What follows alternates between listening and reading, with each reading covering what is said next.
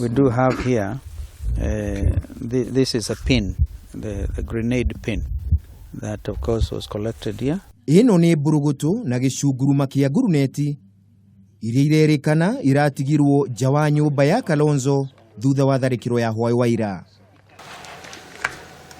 Kalonzo oigite niwe uratanyitwo ni tharikiro ino tondu irokire mathaa manini tu thutha wake gutunywo agitiri yake ni thirikari.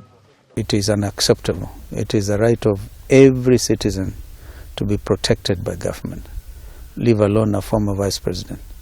And therefore this is an act which must be condemned, particularly taking into account what had happened earlier in the day, or now yesterday morning, with the draw security.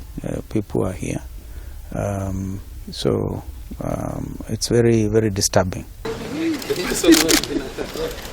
Ona kuri uguo mwaria wa ruhonge rwa borithi Charles Owino nioigite nimagacirithitie uthuthuria wao, akiuga gicunguruma kiria monete kia nguruneti gitirari na uritu o wothe wa kuguraria mundu. No matter you are feeling, no matter what you feel, avoid speculations because you divert the attention of the investigating officer and you may end up losing a very good case.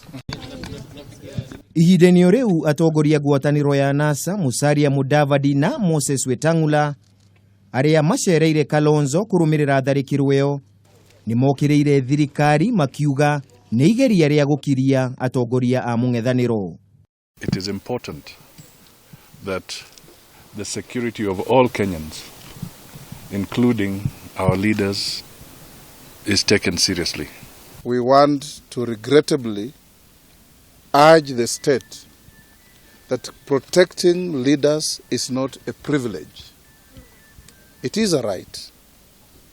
Protecting Kenyans is not a privilege. It's a legitimate expectation.